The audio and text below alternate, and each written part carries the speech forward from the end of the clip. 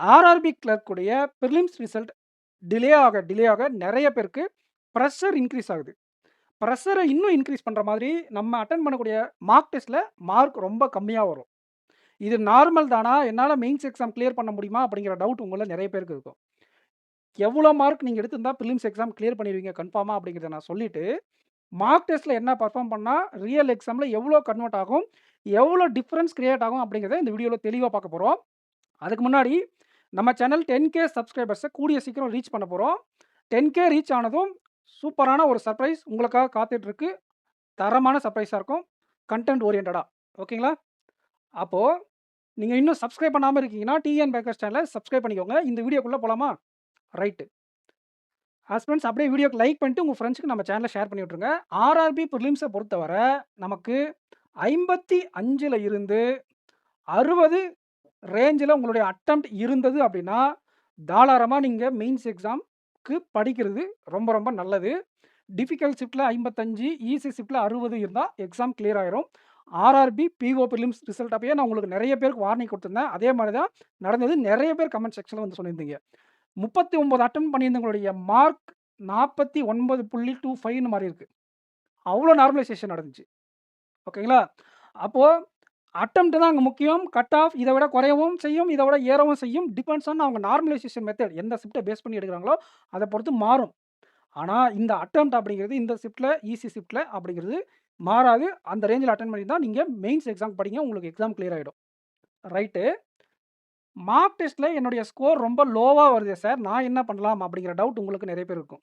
நீங்க யாரும் பயப்பட தேவையில்ல. மார்க் டெஸ்ட் அப்படிங்கிறது ரியல் எக்ஸாம விட பல மடங்கு கஷ்டமா இருக்கும். உதாரணத்துக்கு நீங்க ஆப்டிட்யூட் செக்ஷன்ல ஒரு 14லேருந்து ஒரு 16 மார்க் எடுக்குறீங்க அப்படின்னா, ரியல் எக்ஸாம்ல 18லேருந்து 20 கொஸ்டின் கொஸ்டின்ஸ் அட்டெண்ட் பண்ணுவீங்க. கொஸ்டின்ஸ் எல்லாமே. ஓகேங்களா? அப்ப 20 கொஸ்டின் அட்டெண்ட் பண்ணீங்கன்னா, இன்டூ 5/4 25 மார்க் வரும் உங்களுக்கு ரியல் எக்ஸாம்ல மார்க்கா.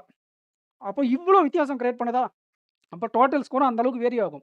ரீசனிங் எல்லாம் பயங்கர வேரியேஷன்ஸ் இருக்கும் மார்க் டெஸ்ட்டுக்கும், ரியல் எக்ஸாமுக்கும். உதாரணத்துக்கு நீங்க மார்க் டெஸ்ட்ல ஒரு 16லேருந்து 20 அட்டெண்ட் பண்ணீங்க அப்படின்னாலே சூப்பரான அட்டெம்ப்ட். மார்க் டெஸ்ட்ல ஓரளவுக்கு டிஃபிகல்ட்டா இருக்கக்கூடிய மார்க் டெஸ்ட்ல. ரியல் எக்ஸாம்ல இது வந்து எந்த அளவுக்கு கிரியேட் பண்ணும் அப்படின்னா, 28லேருந்து 32 வர உங்களுடைய அட்டெம்ப்ட்ட கூட்டிக் குடுக்கும். இங்க கஷ்டமான மார்க் டெஸ்ட்ல இவ்வளோ மார்க் எடுக்குறீங்கன்னா, ரியல் எக்ஸாம்ல 28லேருந்து 32 வர அசால்ட்டா பெர்ஃபார்ம் பண்ண முடியும். 32னா 40 மார்க். இங்க 25, 65 மார்க் இந்த 2 சப்ஜெக்ட்லேருந்தே ரியல் எக்ஸாம்ல எடுக்க முடியும். ஒரு ஆவரேஜ் ஆஸ்பிரண்டால டாப்பர்ஸ் 70 ரேஞ்சில எடுப்பாங்க. ஓகேங்களா? அப்ப கட் ஆஃப்ல பாதி மார்க்க்கு மேல இந்த 2 சப்ஜெக்ட்ட உங்களுக்கு ரியல் எக்ஸாம்ல கூட்டி குடுத்துரும். பட் நம்ம மார்க் டெஸ்ட்ல இந்த 2 சப்ஜெக்ட்லயும் சரியான அடி வாங்குவோம். ஓகேங்களா? அப்போ அந்த மார்க் டெஸ்ட்ல டோட்டல் கம்மியா வருது. எனக்கு 80 தான் வருது, 85 தான் வருது. அதெல்லாம் பார்க்காதீங்க. பிராக்டிஸ் பண்றத மட்டும் பாருங்க. நம்ம சேனல்ல குடுக்கக்கூடிய ரியல் எக்ஸாம் கொஸ்டின் இருக்கு இல்லையா? அந்த பசில்ஸ் எல்லாமே ரியல் எக்ஸாம்ல கேட்ட கொஸ்டின் தான். அதுல ஈஸி, மாடரேட், ட்விஸ்டட் கொஸ்டின். இந்த மாரி எல்லாமே சேர்ந்து தான் குடுக்குறோம். அத உங்களால 3லிருந்து 4 மினிட்ஸ்க்குள்ள சால்வ் பண்ண முடியுதா? அப்படிங்கிறத மட்டும் பாருங்க. ஓகேங்களா? அப்போ இங்கிலீஷ் செக்ஷன பொறுத்தவர, இங்க நீங்க கம்பேரிசனே கிடையாது. ரியல் எக்ஸாம்ல வேற மாதிரி இருக்கும். ஓகேங்களா? ஒரு 15லிருந்து ஒரு 25 வர டூயபிளா இருக்கும். ரியல் எக்ஸாம்ல ஸ்ட்ராங்கா இருக்கவங்க 25க்கு மேல எடுப்பாங்க. ஆவரேஜா இருக்கவங்க 15, 18 அந்த மாரி எடுப்பாங்க. மத்த செக்ஷன்ல கூட்டி எடுக்கணும். அதிகமா எடுக்கணும் மத்த செக்ஷன்ல. இங்கிலீஷ்ல கம்மியா இருக்குன்னா. ரியல் எக்ஸாம்ல இருக்கிற மாதிரி ஒரு டிஃபிகல்ட்டான வொக்காபுலரியோ, கிளாஸ் டெஸ்ட்ல, மார்க் டெஸ்ட்ல என்னன்னே தெரியாது. அந்த மாரி குடுத்து வச்சிருப்பாங்க. ரியல் எக்ஸாம்ல அங்க இருக்கக்கூடிய 5 வேர்ட்ல 4 வேர்டு உங்களுக்கு மீனிங் தெரியும். டே டே டூ டே லைஃப்ல யூஸ் பண்ற வொக்காபுலரி தான் மார்க் டெஸ்ட்ல மேக்ஸிமம் யூஸ் பண்ணுவாங்க. சினோனிம்ஸ், ஆன்டோனிம்ஸ் முதல் கொண்டு. அதுல இருக்கக்கூடிய 5 வேர்ட்ல 4 வேர்டு உங்களுக்கு மீனிங் ஆட்டோமேட்டிக்கா தெரியும். அப்போ இங்க அப்படிங்கிறது மார்க் வேற, இங்க அப்படிங்கிறது பெர்ஃபார்மன்ஸ் வேற. இது பிராக்டிஸ்க்காக வச்சுக்கோங்க. ரியல் எக்ஸாம்ல பெட்டரா பெர்ஃபார்ம் பண்ணுவீங்க. ஓகேங்களா? ஆனா உங்களுக்கு அந்த கான்செப்ட், அப்ரோச் எல்லாம் தெரிஞ்சிருக்கணும். இந்த கரண்ட் அஃபயர்ஸ் இருக்குல்ல, அதுவும் அப்படிதான். மார்க் டெஸ்ட்ல இந்த மாசம் மார்க் டெஸ்ட் ஒண்ணு ரெடி பண்றாங்கன்னா, இந்த மாசத்துக்கான கரண்ட் அஃபயர்ஸ எடுத்து ஃபுல்லா போட்டு விட்டுருவாங்க. 3 மாசத்துக்கு முன்னாடி ஒரு மார்க் டெஸ்ட் ரெடி பண்ணி வச்சிருந்திருப்பாங்க. First 2, 3 marks. அந்த மாசம் கரண்ட் அஃபேர்ஸ் அங்க இருக்கும். ஸோ, எந்த மாசம் அவங்க மார்க் எடுத்தாங்களோ, அந்த மந்த் நீங்க படிச்சிருந்தீங்கன்னா, மார்க் எங்கேயோ 32, 30 எல்லாம் போயிரும். ஆனா, ரியல் எக்ஸாம் அப்படி கிடையாது. 6 மாசத்த கம்பைல் பண்ணி கேட்பாங்க. 6 மாசத்த கம்பைல் பண்ணி கேட்கும்போது, உங்களுக்கு மார்க் அடி வாங்கும். சில நேரங்கள்ல கரண்ட் அஃபேர்ஸ்ல ஒண்ணுமே தெரியாது மார்க் டெஸ்ட்ல. சில நேரங்கள்ல ரொம்ப அதிகமா எடுப்பீங்க. ஆனா, ரியல் எக்ஸாம் அப்படிங்கிறது ஒரு ஃபிக்ஸ்டு பேட்டர்ன். ஒரு 15லிருந்து ஒரு 20 கிட்ட இந்த எக்ஸாம்ல எடுத்தா நல்ல மார்க். ஓகேங்களா? அதுக்குன்னு நீங்க ஒரு 8 தான் எடுக்குறீங்க, ஒரு 10 தான் எடுக்குறீங்க அப்படின்னா, இவங்கலாம் சிஏ ஒழுங்கா கவர் பண்ணாதவங்க. இந்த 2 சப்ஜெக்ட்ட ஃபோக்கஸ் பண்ணி நெறைய மார்க் எடுக்கணும். இது 2லயும் நிறைய மார்க் எடுத்துட்டா, இங்க 8 டூ 10 மார்க் எடுத்தா கூட பிரச்சனை இல்ல கரண்ட் அஃபேர்ஸ்ல. இங்க நீங்க சொதப்புவீங்க அப்படின்னா, கண்டிப்பா இந்த 2 சப்ஜெக்ட்லயும் உங்களுடைய மார்க்க கூட்டணும். கம்ப்யூட்டர் அவேர்னஸ் கம்ப்யூட்டர் அவேர்னஸ் மார்க்லயும் ரியல் எக்ஸாம்ல கிட்டத்தட்ட ஒரே மாரி தான் இருக்கும். ஆர்ஆர்பி கிளர்க்க பொறுத்தவரை பிஓல கஷ்டமா கேட்டாங்க ரியல்ல. ஆர்ஆர்பி கிளர்க்ல அப்ரோச் பண்ற மாரி தான் கேட்பாங்க. ஸோ நீங்க ஒரு 24ல இருந்து ஒரு 32 வரை அட்டெண்ட் பண்ணலாம். இதுல அக்யூரேட்டான அட்டெம்ப்ட் அப்படிங்கிறது ஒரு 28 கிட்ட இருந்துச்சுன்னா, ரொம்ப சூப்பரான மார்க். ஓகேங்களா? 24ன்றது மினிமம், 32ன்றது அக்யூரசி எல்லாம் இல்லாம அட்டெண்ட் பண்ணக்கூடிய அட்டெம்ப்ட். இன் பிட்வீன்ல உங்களுடைய ஸ்கோர் வருது அப்படின்னா, ஓகே இந்த எக்ஸாம் கிளியர் பண்றதுக்கான குட் அட்டெம்ப்ட் அப்படிங்கிறது. ஓகேவா? இத நீங்க மார்க்க கன்வெர்ட் பண்ணி பார்த்தீங்க அப்படின்னா 25 இங்க ஒரு 40 65 ஆச்சா? இங்க 20 வச்சுக்கோங்க. ஓகேங்களா? 85 90 100 112 ஓகேங்களா? அப்போ ஒரு 115ல இருந்து ஒரு 125 ரேஞ்சில இருக்கும் இந்த கட் ஆஃப் அப்படிங்கிறது. ஃபைனல் கட் ஆஃப் மெயின்ஸ்க்கு 125 வரை இருக்கும். இதுல ஆப்டி ரொம்ப ஈஸியா கேட்டாங்க சார் அப்படின்னா, இந்த 20 அப்படிங்கிறது 24 ஆகும். Plus 5 mark. ஓகேங்களா? ரீசனிங் ஈஸியா கேட்டாங்கன்னா, இந்த 32ன்றது 34 ஆகும், 36 ஆகும். இல்ல சார் கரண்ட் அஃபேர்ஸும் கம்ப்யூட்டர் ரொம்ப ஈஸியா கேட்டாங்க அப்படின்னா, இது இன்னும் பெர்ஃபார்மன்ஸ் கூட. இப்ப நான் இதுல எவ்வளோ எடுத்தேன்னா 15 தான் எடுத்தேன். 20 எடுக்குவாங்க நெறைய பேரு. 15 எடுப்பாங்க, 18 எடுப்பாங்க. பட் அது பிராக்டிகலா நெறைய டைம் நடக்க போறது கிடையாது. 15லேருந்து 20 எடுத்தாலே எக்ஸலென்ட்டான மார்க். 8லேருந்து 10 எடுத்தா இந்த இடத்துல சேர்த்தி மார்க் எடுக்கணும். அவ்வளோதான். இதுதான் வித்தியாசம். இந்த 2 சப்ஜெக்ட்ல உங்களுக்கு வரலையா, இந்த 2 சப்ஜெக்ட்ல எக்ஸ்ட்ரார்டினரியா பெர்ஃபார்ம் பண்ணணும். இல்லன்னா 4 சப்ஜெக்ட்லயும் இங்க எழுதியிருக்கக்கூடிய மார்க்காச்சும் மினிமம் எடுத்துறணும்.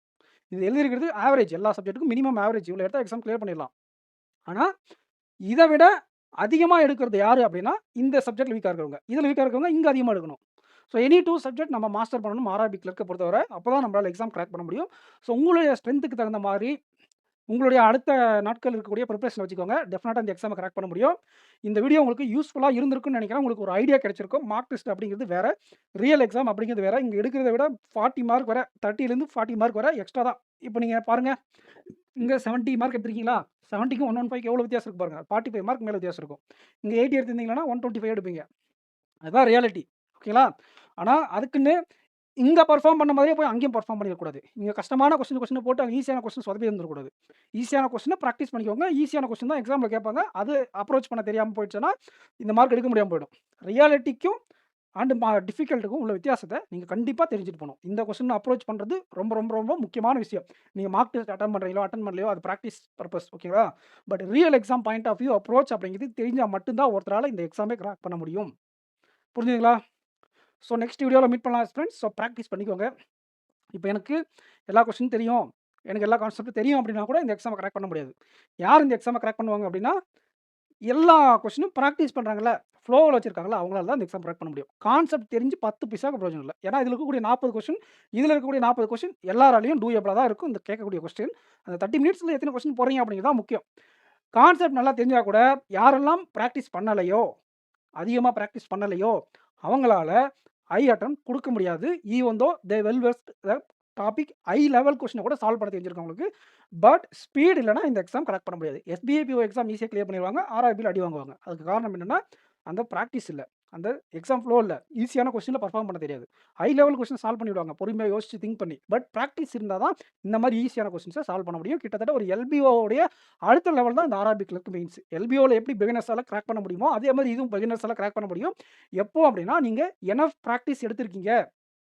அந்த அளவுக்கான பயிற்சி எடுத்து உங்களுடைய ஸ்பீட் அதிகம் பண்ணி வச்சிருக்கீங்க. அக்யூரேட்டாவும் நீங்க போடுவீங்க. அண்ட் இதுலலாம் ஓரளவுக்கு டீசென்ட்டா பெர்ஃபார்ம் பண்ணிருக்கீங்க. கம்ப்யூட்டர், கரண்ட் அஃபேர்ஸ்லலாம் அப்படிங்கிற ரேஞ்சில நீங்க இருக்கீங்க அப்படின்னா, டெஃபினட்டா உங்களால இந்த எக்ஸாம் கிராக் பண்ண முடியும். இதுல ஏதாச்சும் ஒரு லூப் ஹோல் இருந்தா கூட, அத அடைக்கிறதுக்கு நீங்க என்ன பண்ணணும்னா, மத்த சப்ஜெக்ட்ல அதிகமா தூக்கி வைக்கணும். அண்ட் நீங்க வந்து வீக்கா இருக்கக்கூடிய சப்ஜெக்ட்ல ஆவரேஜ் மார்க் எடுக்க பார்க்கணும். ஆவரேஜ் மினிமம் ஆச்சு இந்த மார்க் எடுக்கணும். கரண்ட் அஃபேர்ஸ்ல. உங்களுக்கு சுத்தமா தெரியலனா கூட இந்த மார்க் எடுக்கிறதுக்கான ஐடியாவ பார்த்துட்டு போங்க. மினிமம் ஆச்சு பெர்ஃபார்ம் பண்ணிட்டு போங்க. இந்த எக்ஸாம் கிராக் பண்ணணும்ன்ற ஐடியாவுல இருக்கவங்க. ஸோ இந்த வீடியோ யூஸ்ஃபுல்லா இருந்ததா? இல்லையா? அப்படிங்கிறத கமெண்ட் செக்ஷன்ல கமெண்ட் பண்ணிட்டு உங்க ஃப்ரெண்ட்ஸ்க்கு நம்ம சேனல் ஷேர் பண்ணிடுங்க. கூடிய சீக்கிரம் 10K சப்ஸ்கிரைபர்ஸோட என்ன அனௌன்ஸ்மென்ட் அப்படிங்கிறத பார்க்கலாம். இந்த வீடியோ லைக் பண்ணிட்டு உங்க ஃப்ரெண்ட்ஸ்க்கு ஷேர் பண்ணிடுங்க. Thank you friends.